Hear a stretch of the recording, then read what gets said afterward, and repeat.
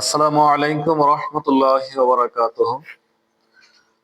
প্রিয় দর্শক, দেশ ও প্রবাসে যে যেখান থেকে আমাকে দেখছেন, সকলের প্রতি আমার আন্তরিক সালাম, মোবারকবাদ, আদাব। আশা করি মহান আল্লাহ তাআলার রহমতে যে যেখানে রয়েছেন সুস্থ আছেন, ভালো আছেন।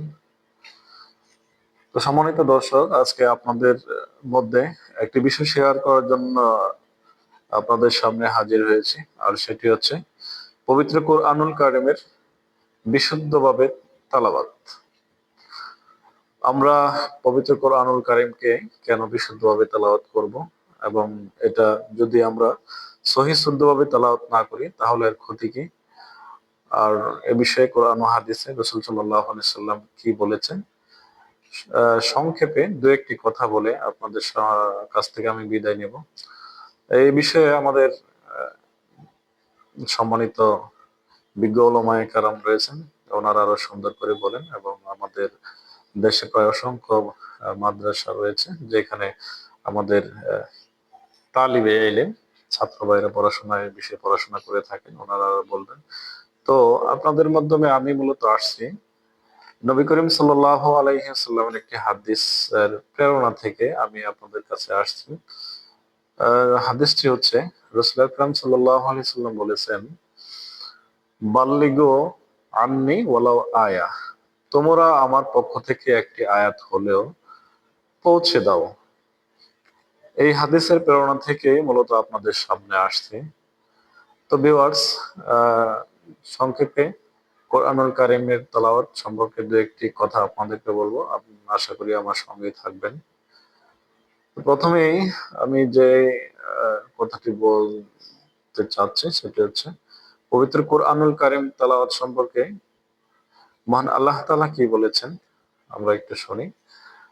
আল্লাহ তাআলা পবিত্র কোরআনুল কারিমের সূরাতুল মুজাম্মিলে ইরশাদ করতেছেন, ওয়াত্তিলিল কোরআনা তাওতিলা, তোমরা কোরআনকে তারতিলের সাথে তেলাওয়াত করো। নবী করিম সাল্লাল্লাহু আলাইহি সাল্লাম বলেছেন, খায়রুকুম মান তাআল্লামাল কুরআনা ওয়া আল্লামা, তোমাদের মধ্যে উত্তম সর্বশ্রেষ্ঠ ওই ব্যক্তি যিনি কোরআনুল কারীমকে শিক্ষা করেন এবং অন্যকে শিক্ষা দেন। অন্য একটি হাদিসে রয়েছে,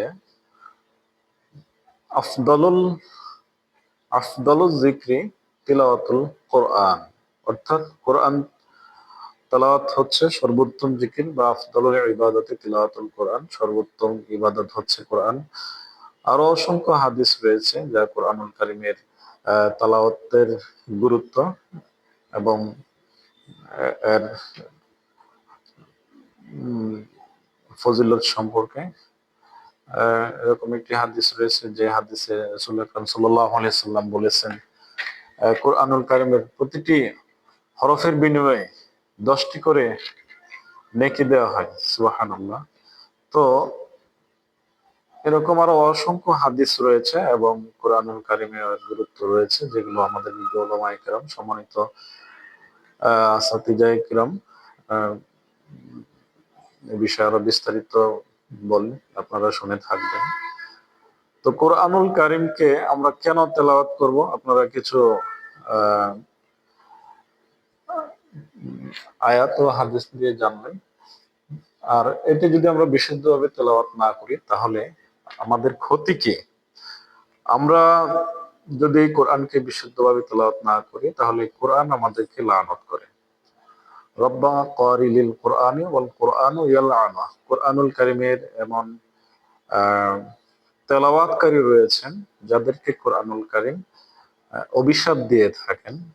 তাছাড়াও আমরা যে প্রতিদিন নামাজ পড়ি, প্রতিদিন নামাজ পড়ে থাকি, আমরা আমরা কি কখনো এই বিষয়টি ভেবে দেখেছি যে আমাদের নামাজ শুদ্ধ হচ্ছে কিনা?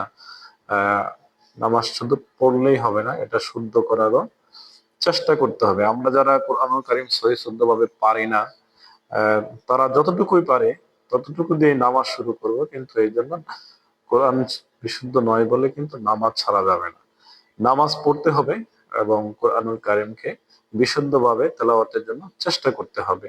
আল্লাহ তাআলা আমাদের প্রচেষ্টাকে কবুল করে নেবেন। পাশাপাশি আমরা কোরআনুল কারিমটা যেন বিশুদ্ধভাবে শিখতে পারে, এই বিষয়ে চেষ্টা করব। তো নামাজ, আমরা যে নামাজ পড়ি, এই নামাজ ভঙ্গের বা নামাজ নষ্টের 19টির মতো কারণ রয়েছে। তার মধ্যে প্রধান এবং অন্যতম যে গুরুত্বপূর্ণ কারণটি হচ্ছে, সেটি হচ্ছে কোরআনুল কারিম শুদ্ধভাবে তেলাওয়াত না করা। কোরআনুল কারিমকে শুদ্ধভাবে যদি তেলাওয়াত না করা হয়, তাহলে কিন্তু নামাজ ভেঙে যায়।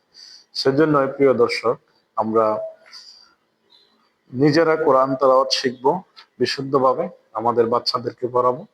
আমরা আমাদের সন্তানদের হতে পারে বিভিন্ন মডেল একাডেমি, অনেক ভালো ভালো স্কুল কলেজ ইউনিভার্সিটিতে পড়াচ্ছে, কিন্তু তাদের যে বেসটা, তাদের যে প্রাথমিক শুরুটা, সেটা যেন হয় পবিত্র কোরআনুল কারিমের তেলাওয়াত দিয়ে। পবিত্র কোরআনুল কারিম শিখে তারপর আপনারা আপনাদের সন্তানদেরকে অন্যান্য যত পড়াশোনা আছে সব শিখাবেন। এমন যেন না হয় পৃথিবীর সব শিখলো, সমস্ত পড়াশোনায় শিখলো, কিন্তু কোরআনুল কারিমটাকে শিখলো না। কিন্তু তাহলে কিন্তু তার দুনিয়ার জীবনটাই বরবাদ হয়ে গেল। তো সম্মানিত দর্শক, আমি আপনাদের সামনে পবিত্র কোরআনুল কারিমের একটি সূরা তেলাওয়াত করব। আপনারা আমার সঙ্গে থাকুন এবং শুনতে থাকুন। أعوذ بالله من الشيطان الرجيم. بسم الله الرحمن الرحيم.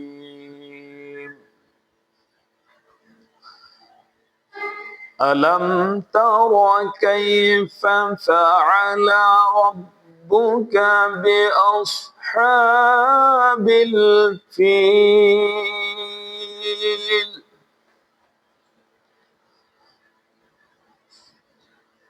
ألم يجعل كيدهم في تضليل وأرسل عليهم طيرا أبابيل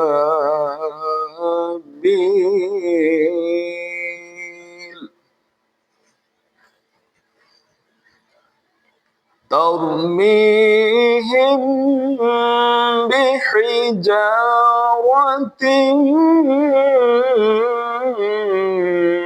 من سجيل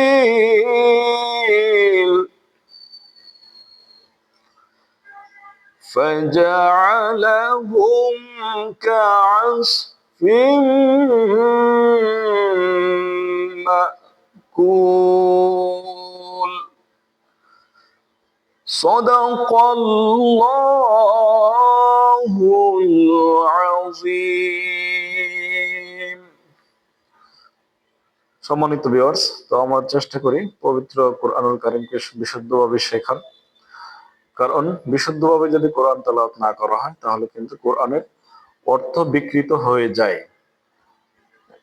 এই জন্যই কোরআন তেলাওয়াতের সওয়াব থেকে কিন্তু আমরা বঞ্চিত হয়ে যাই এবং গুনার ভাগে হয়ে যায়।